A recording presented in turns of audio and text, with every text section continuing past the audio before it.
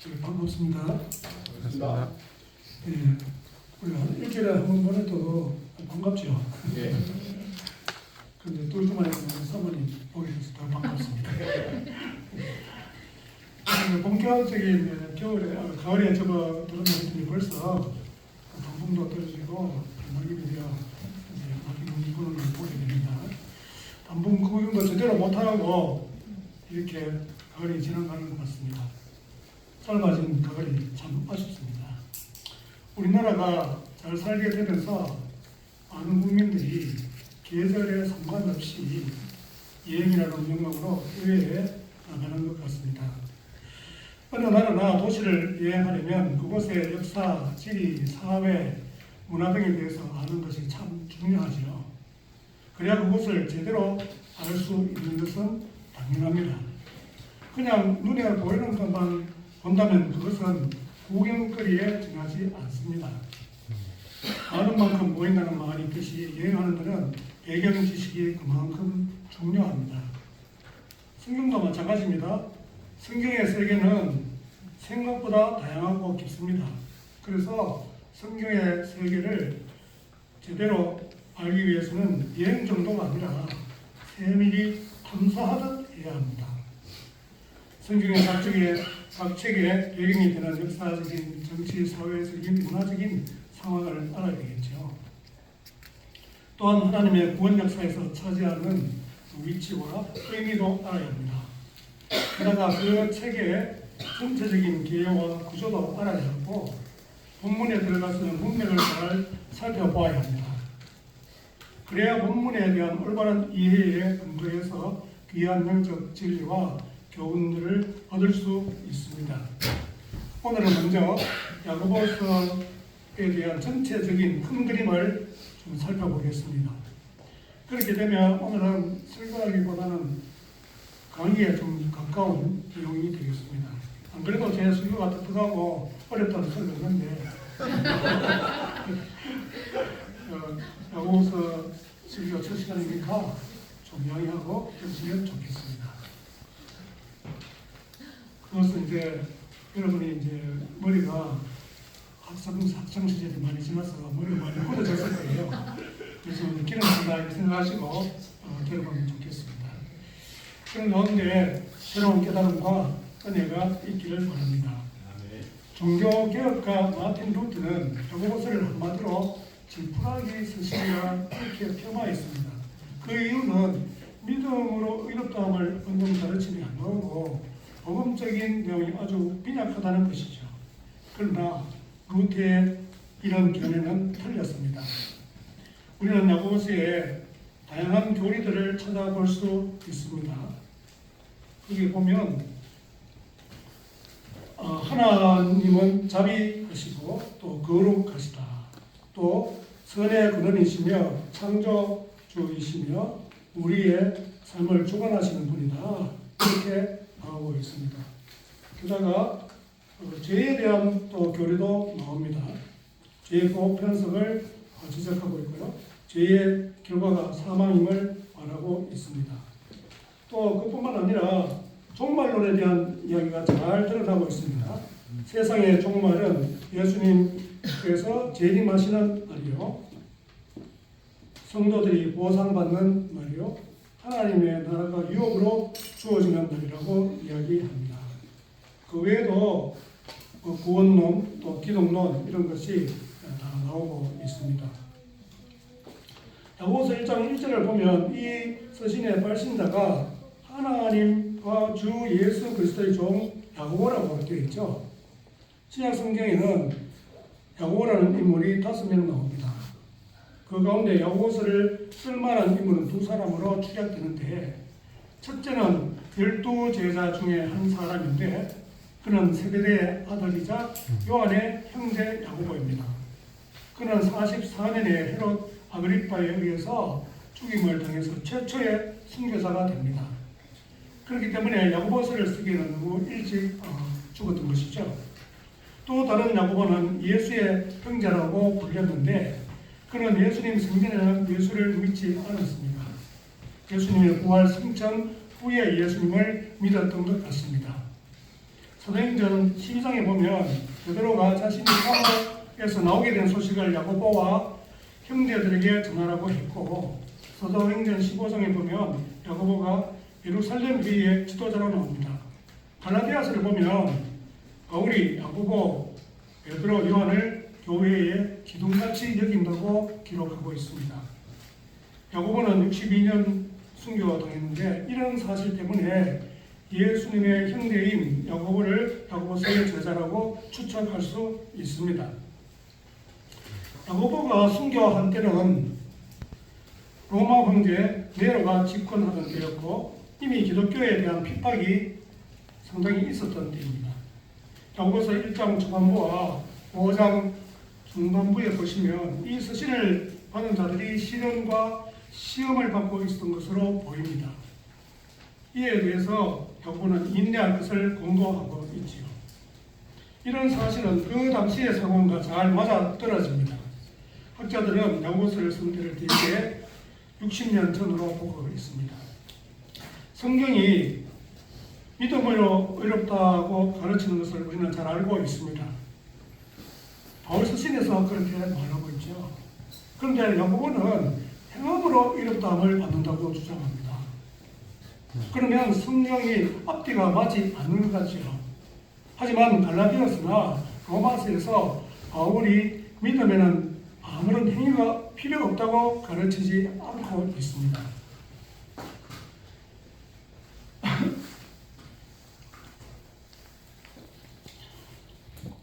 위선이라는 책에서 저자 권영경 교수가 이에 대해서 잘 밝히고 있는데요. 이런 부분에 대해서는 청안교에서 가르치는 말을 잘 귀담아 들으면 성경의 올바른 진리를 배울 수 있을 겁니다. 성경의 원래 뜻하는 것이 무엇인지 또 올바로 알아가게 되겠죠. 그러면 우리의 신앙이 제대로 더 깊은 방향으로 성숙해 가려고 믿습니다. 야고보서는 실천적인 신앙을 강조하며 교훈적인 공면을 많이 합니다. 그런 이유로 야고보서를 신약의 자문 혹은 신약의 격언집이라 부르기도 합니다.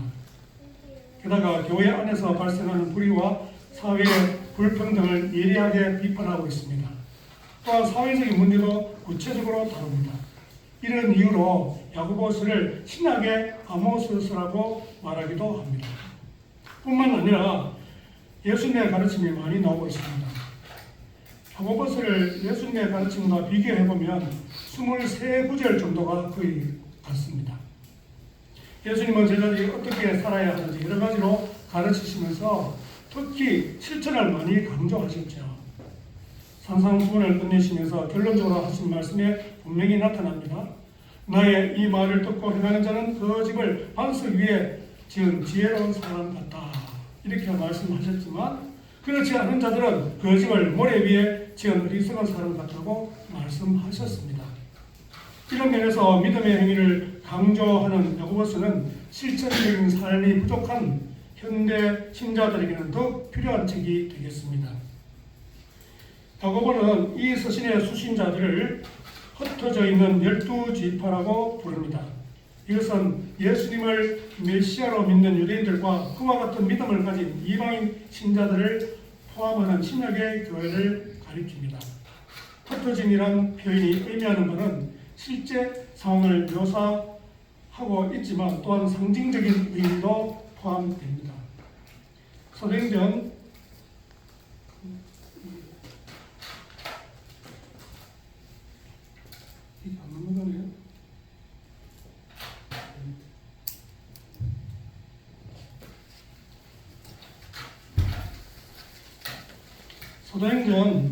11장 19절 말씀에 보면 그 무렵 스데반의 일로 인해 핍박을 받아 뿔뿔이 흩어진 사람들은 피니키아, 키프로스 그리고 안디옥까지 건너가 유대 사람들에게만 말씀을 전하고 있었습니다.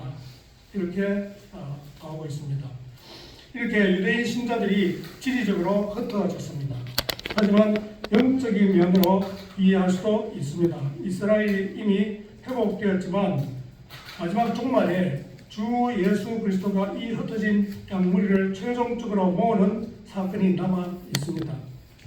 하나님 나라가 이미 임했지만 하나님 나라가 아직 완전히 성취되지 않았기 때문에 그것은 타당한 말이라 할 수 있죠. 그렇다면 그들은 지리적으로 또한 종말론적으로 흩어져 있는 셈입니다. 수신자들인 이 흩어진 12지파는 하나님의 새로운 이스라엘입니다. 그렇다면 그들이 이 세상에 흩어져 시련과 고난 속에서도 인내하며 살아야 하는 자들이라는 것이죠.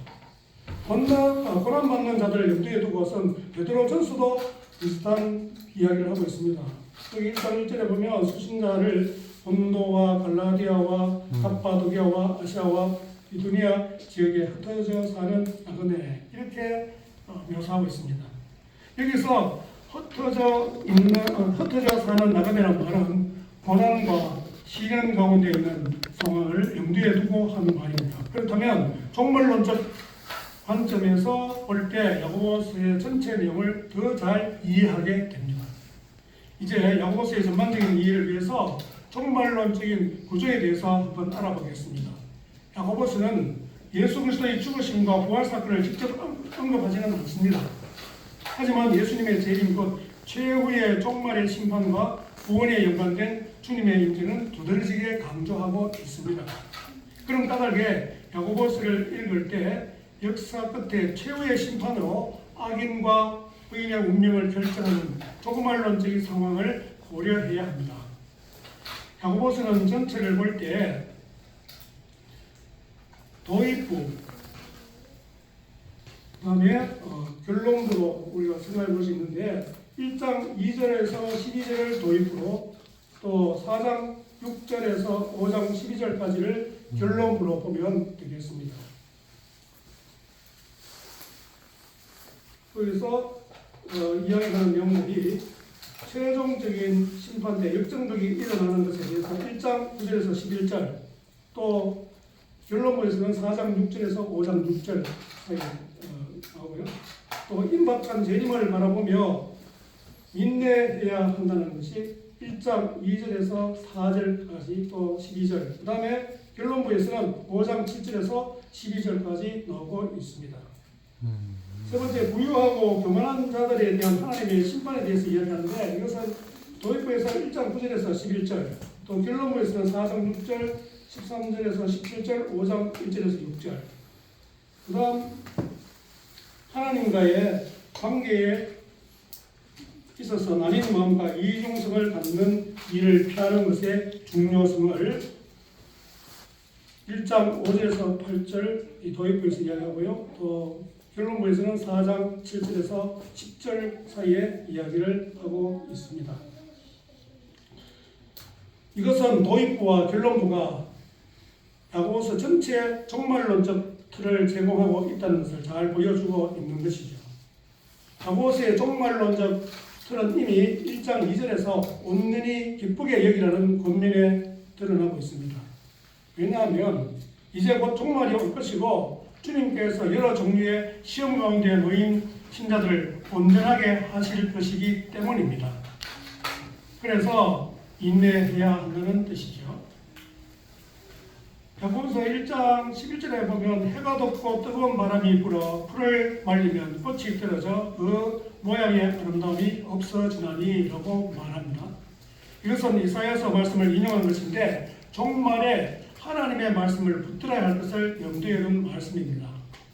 야고보서에서 종말적인 관점에서 말하는 것들을 보면 다음과 같습니다. 최후의 의인들은 생명의 율류관을 받을 것에 대해서 1장 12절에서 말하고요. 또 이 세상에서 그렇기 때문에 이 세상에서 지혜롭게 살아야 한다는 것을 3장 17절에서 18절에 이야기합니다. 또 사람은 잠깐 보이다가 없어지는 안개에 불과하다고 4장 14절에서 말하고 있습니다. 하나님이 없는 것처럼 주의 뜻을 생각하지 말고 사는 것은 어리석은 삶이라고 4장 15절에서 이야기하고요. 곧 운명이 뒤바뀌는 끝이 온다고 5장 1절에서 이야기합니다. 오래 참고 견디는 자에게는 주께서 주시는 열매가 있습니다. 주님은 많은 긍휼과 자비로 지금도 붙들고 계시기 때문에 이해해야 합니다. 특히 인내는 역전의 드라마를 기대하며 종말을 바라보는 자에게 그의 삶을 가능하게 하는 중요한 요소라는 점을 알려주고 있습니다. 야고보서의 목적을 기록 목적을 보면 수신자들의 상황이 더 잘 드러나고 있죠. 신약 성경의 서신서들은 대개 기록 목적을 인사말과 마지막 인사말에서 말하고 있습니다. 한 예로 로마서가 그런데 나중에 집에 가서 한번 살펴보시면 좋겠습니다. 야고보서 1장 1절에서는 짧은 인사말을 이렇게 하죠. 하나님과 주 예수 그리스도의 종 야고보는 흩어져 있는 12지파에게 문안하노라. 우리 읽었습니다. 마지막 야고보서 5장 19절 20절은 우리가 읽었는데 내 형제들아 너희 중에 미혹되어 진리를 떠난 자를 누가 돌아서게 하면 너희가 알 것은 죄인을 미혹된 길에서 돌아서게 하는 자가 그의 영혼을 사망에서 구원할 것이며 허다한 죄를 덮을 것입니다. 이렇게 말하고 있습니다. 방금 읽은 가운데 20절에 보니까 죄인을 미혹된 길에서 돌아서게 하는 자는 많이 나오죠. 그들이 처한 상황이 흩어져 있는 상황입니다. 그러면 신자들이 시련과 고난을 겪으면서 미혹된 자들이 있음을 능히 짐작할 수 있습니다. 그래서 야고보는 그들이 돌아서도록 교회에 부탁하고 있습니다. 이런 것을 다 고려하면 수신자들이 종말론적 신앙으로 시험과 시련, 고난을 인내하며 이겨내도록 야고보가 권면한다는 것을 분명히 알 수 있습니다. 여기서 신자들이 경험하는 이런 어려움에 대해서 한번 생각해 보십시다. 신자는 어느 특정한 시기 혹은 특정한 지역에서 이런 어려움들을 많이 겪습니다. 그러나 신자는 이 세상에서 항상 고난을 받고 시련을 겪는다는 것 또한 사실입니다. 신자인 우리 삶 자체가 그렇습니다. 예수님은 제자들에게 이렇게 말씀하셨습니다.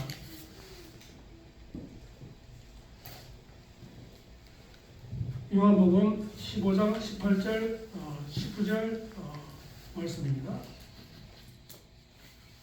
먼저 보겠습니다. 세상이 너희를 미워하면 너희보다 먼저 나를 미워한 줄을 알라.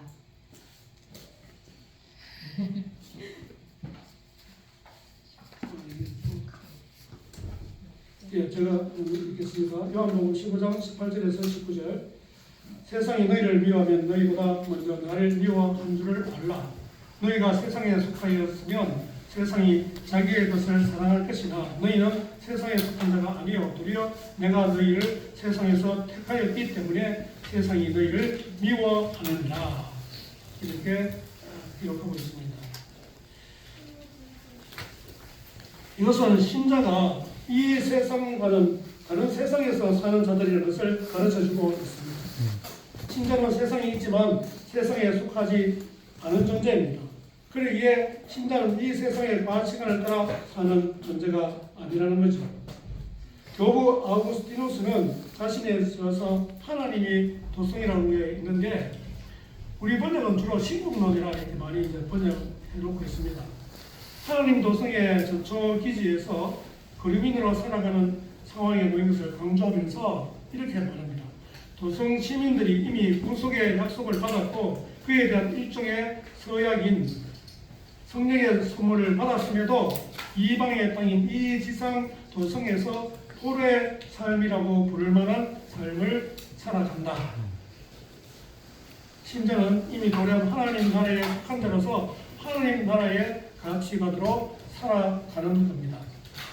그렇다면 세상이 신자를 욕하고 미워하고 심지어 핍박하는 것은 당연한 일이 되겠습니다.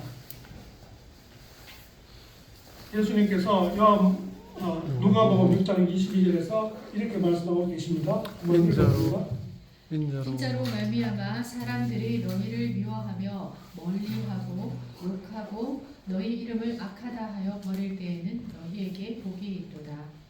네. 신자가 이런 자들이라는 것을 꼭 명심해야 됩니다. 우리는 세상이 우리를 미워해도 이상히 여기지 말아야 합니다. 이게 사도 요한이 우리에게 가르친 교훈입니다. 우리는 내가 이렇게 하나님 말씀대로 하나님의 뜻대로 이렇게 잘 살고 있는데 왜 나를 욕하지? 나를 미워하지? 이렇게 우리가 좀 많이 생각하는 경우가 있는데 그것은 당연하다고 보면 됩니다. 그런데 또 착각하는 문제는 그렇게 하지 못하면서 요거도 먹는데 내가 제대로 살고 있는가 이렇게 착각하는 경우가 있다는 게 문제죠. 예수님을 통해 이미 하나님 나라가 왔지만 예수님이 재림하실 때 하나님 나라가 완전히 성취될 것을 소망하며 살아가는 자들이 바로 신자들입니다. 이런 믿음으로 살아가는 것이 바로 종말론적 신앙의 근간 삶이지요. 우리 현재의 삶은 과거에 우리가 받은 은혜에 근거합니다. 그렇죠? 여러분이 다 은혜를 받았기 때문에 이 자리에 나와 있는 거 아닙니까? 하지만 종말론적 신앙의 근간 미래가 우리의 삶을 이끌어가는 줄 믿으시기 바랍니다. 이렇게 세상과의 관계를 잘 알고 신앙생활하는 것이 너무 중요합니다. 이것은 공동서신에서 다 같이 가르쳐주는 진리인데 공동서신? 처음 들어본다 이런 분이 혹 있을지 모르겠는데요. 여기서 성경 분류에 대한 팁을 하나 드리겠습니다. 서신서는 공동서신과 특별서신으로 나눌 수 있습니다. 공동서신은 보내는 사람의 이름으로 되어 있습니다. 여러 교회를 대상으로 많은 신자들이 읽어볼 수 있도록 보낸 서신인데 야고보서, 베드로 전후서, 요한 1, 2, 3서, 유다서가 여기 다 속하죠. 여기 보면 전부 다 서신을 보낸 사람들 이름으로 되어 있죠. 그 다음에 특별 서신은 특정 교회나 개인에게 보내는 서신을 말합니다. 그러니까 받는 사람, 수신석에 이름이 나와 있는 거죠. 교회나 사람 이름이. 그래서 로마서에서부터 데살로니가 후서까지는 특정한 교회들에게 보내는 서신들이고 디모데전후서, 디도서, 빌레몬서는 특정한 개인에게 보내는 서신들입니다. 여러분도 성경 실력이 많이 늘었습니다. 예. 공동서신에는 여러 공통점이 있습니다. 이 때문에 공동서신의 신학이나 배경, 주제 등을 알면 야고보서를 더 잘 이해하게 됩니다. 특별서신인 마을서신들은 주로 교회 내 문제를 해결하기 위해서 쓴 편지들입니다. 이와 달리 공동서신은 로마의 주변부에서 세속사회와 부딪히면서 갈등하며 투쟁하는 교회들에게 주는 교훈과 권면들이 주된 내용입니다. 그러기에 공동서신은 세상과의 관계에서 이루어지는 성도의 삶을 주로 다루고 있습니다. 게다가 사도들의 가르침에 대한 더 폭넓은 내용들을 보여주고 있죠.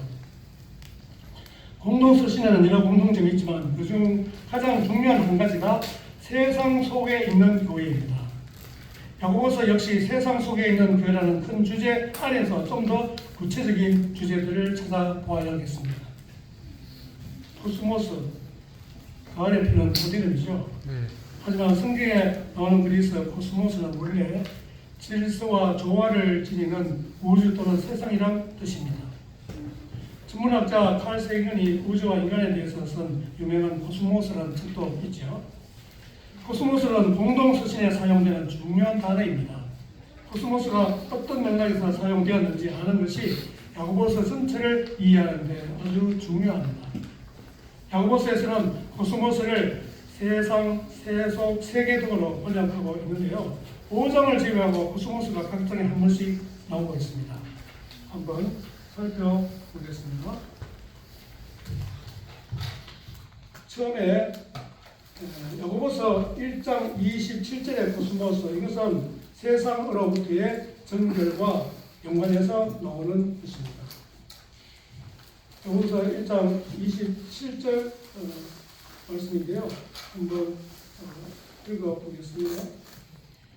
하나님 아버지 앞에서 정결하고 더러움이 없는 경건은 곧 과와 과부를 그 환난 중에 돌보고 또 자기를 지켜 세속에 물들지 아니하는 그것입니다.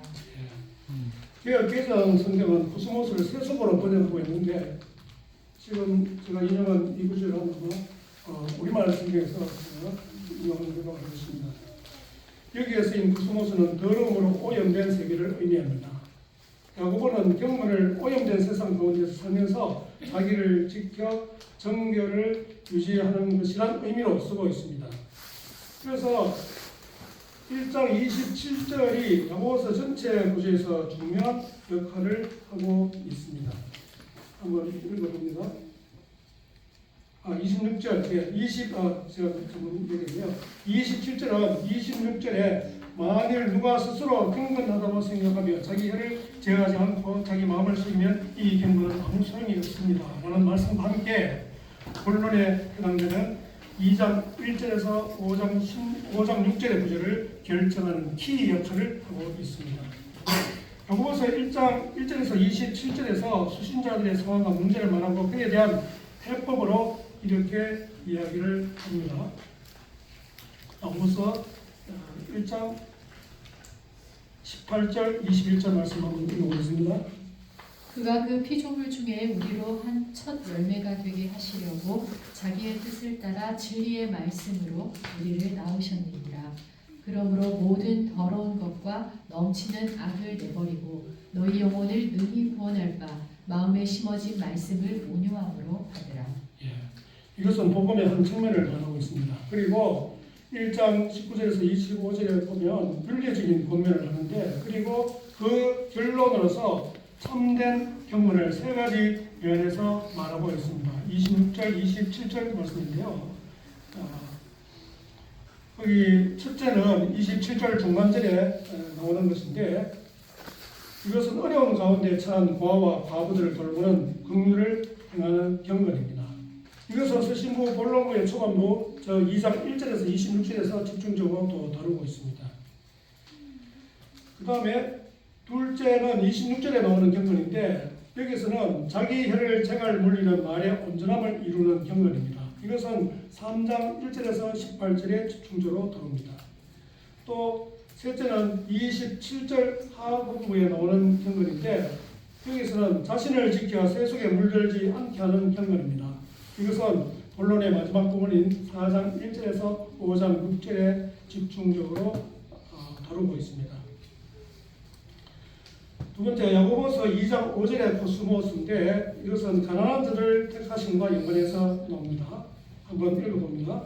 내 사랑하는 형제들아 들을지어다. 하나님이 세상에서 가난한 자를 택하사 믿음에 부요하게 하시고 또 자기를 사랑하는 자들에게 약속하신 나라를 상속으로 갖게 하지 아니하셨느냐. 예. 이 코스모스는 가난한 자들과 부자들을 대조하는 문맥에서 나오고 있습니다.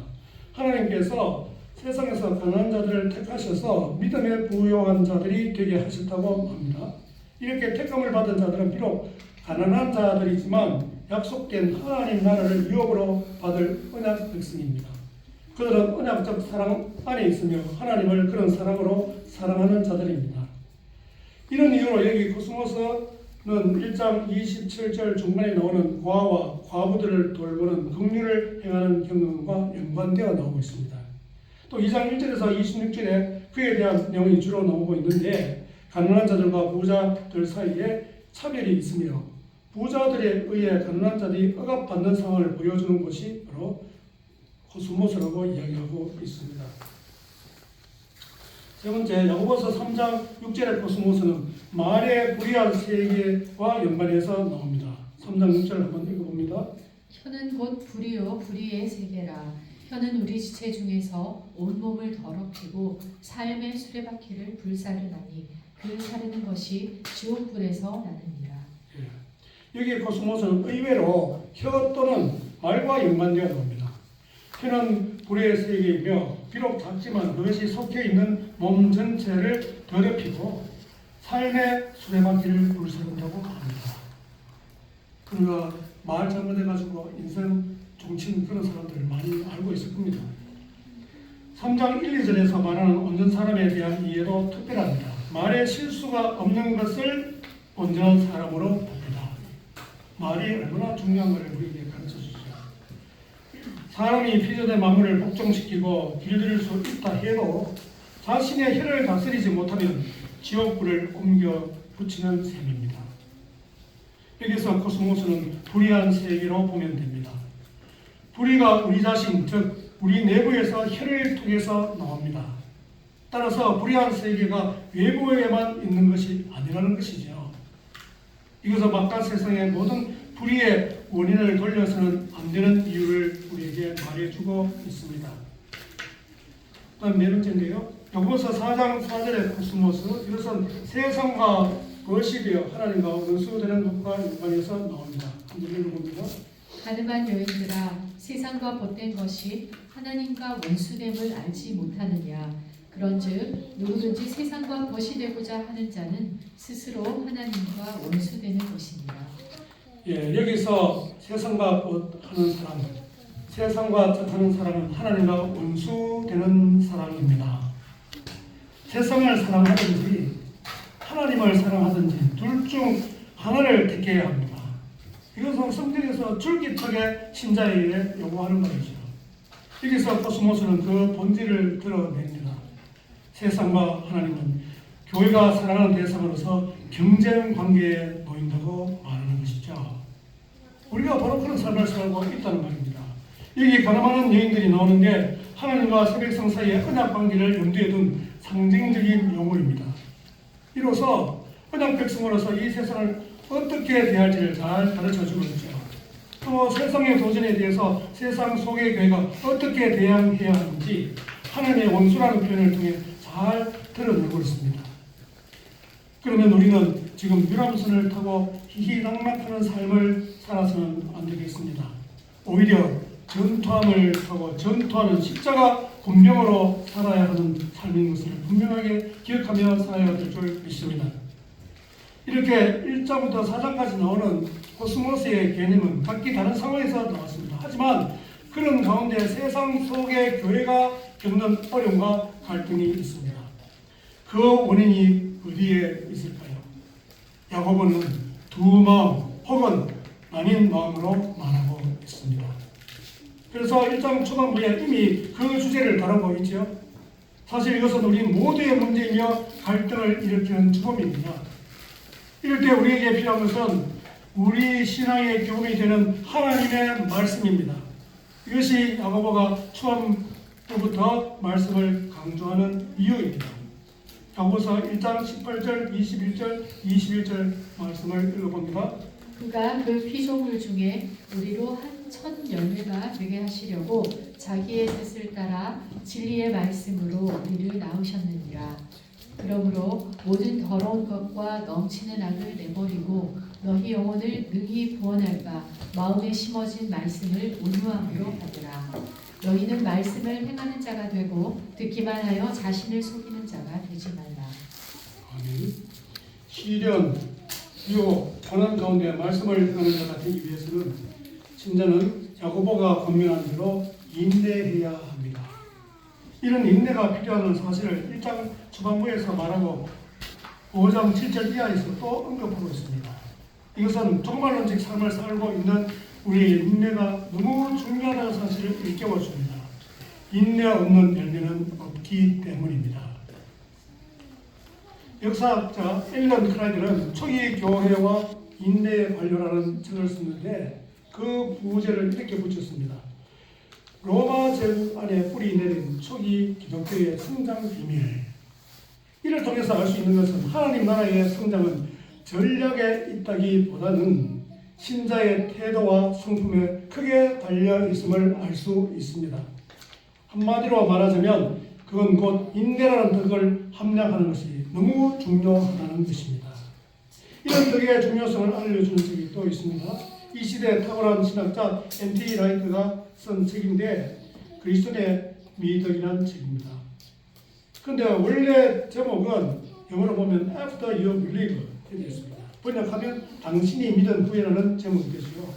그 내용이 예수님을 믿은 후에 신자가 어떤 삶을 살아야 하는가라는 주제를 다루는데 그게 덕을 세워가는 삶을 살아야 한다는 말입니다. 그 의미를 압축적으로 잘 드러내기 위해서 우리는 번역하면서 그리스도의 미덕이라는 제목으로 다뤘습니다. 미덕이 신자의 삶에 얼마나 중요한지를 가르쳐주고 있습니다. 이 책 초반부에 2009년 1월 15일 미국에서 있었던 실화 한 가지를 소개합니다.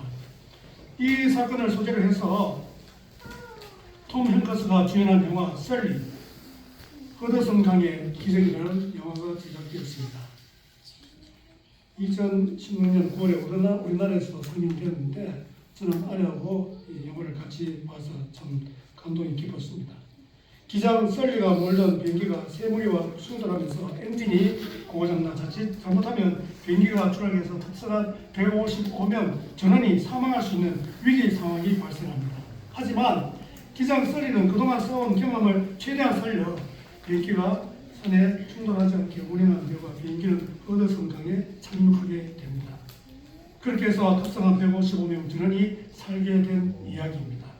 이것은 썰리 기장이 평소에 파일럿으로서 비행 기술을 얼마나 익히고 연마했는가를 너무나 잘 보여주는 겁니다.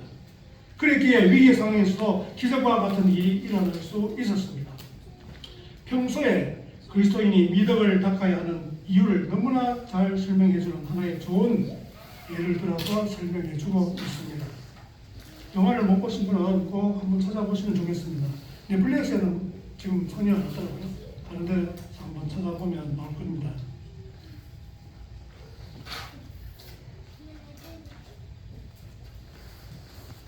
우리 논어 2편에 보면 이런 말이 있습니다. 제가 아니죠? 덕불고 그 다음에 필요린 이런 말이 나옵니다. 밑에서 제가 이제 구성해놨죠? 덕은 외롭지 않다. 덕불고 외로울 것입니다. 반드시 이웃이 있게 말이다. 필요 반드시 있단 말이죠. 린, 근린할 때 린, 반드시 이웃이 있게 말입니다. 이런 뜻입니다. 우리가 세상에서 믿음의 실천적인 삶을 통해서 덕을 세워나가는 일은 외로울 수 있습니다. 하지만 사실은 그렇지 않습니다. 이런 일에 동조하는 이웃이 있게 마련입니다. 그런 까닭에 우리는 결코 외로운 길을 걸어가야 하는 것만 아닙니다. 더욱이 우리는 교회 공동체가 있기 때문에 함께 덕을 이루어가는 삶을 살 수 있습니다. 이런 대목에서 우리는 공동체의 필요성과 중요성을 깨닫게 됩니다. 지금까지 야고보서 전체를 개괄적으로 살펴보면서 세상에 흩어져 나그네 같이 살아가는 신자의 삶에 대해서 알아보았습니다. 신자가 경건한 삶을 살기 위해서 어떻게 해야 하는지를 배웠습니다. 그렇다면 세상이 어떤 곳인지 또 알아야 하는 것도 배웠습니다. 무엇보다 야고보는 신자가 세상을 이기는 삶에 말씀과 인내가 무엇보다 필요하다고 했습니다. 이에는 무엇보다도 평안이 있는 믿음이 필요하다는 것을 또한 알았습니다. 지금 시대에 이런 야고보서의 가르침이 더욱 요구됩니다. 이것이 앞으로 야고보서를 차근차근 배워야 할 중요한 이유가 되겠습니다. 이런 가르침대로 살 때 세상 사람들이 교회를 보는 눈이 달라질 것입니다. 그게 하루아침에 되는 일이 아니죠. 천천히 일하시는 하나님께서 이 세상을 서서히 아름답게 우리를 통해서 만들어 가실 겁니다. 그렇게 되는데 청안교회가 하나님께서 주신 한 몫을 넉넉히 잘 감당할 수 있기를 소원합니다. 그러면 주님의 뜻을 온전히 이루어가는 교회가 될 것입니다. 그것이 곧 하나님의 영광을 충만하게 드러내는 일인 줄 믿습니다. 우리 모두가 이런 꿈과 소망을 가지고 함께 기도하며 함께 애쓰는 자들이 되기를 간절히 소망합니다. 하나님 아버지 감사합니다. 오늘 야고보서 전체를 개괄적으로 살펴보면서 우리에게 실천적인 삶이 너무 필요한 것을 알게 되었고 우리의 믿음이 실천이 없으면 안 되는 것을 또한 알았으며 무엇보다도 우리가 예수 그리스도를 나의 주 나의 하나님으로 영접한 후에 우리가 어떤 삶을 살아야 할지 더 힘든 삶을 살아가는 것이 얼마나 중요한지를 또한 알았습니다.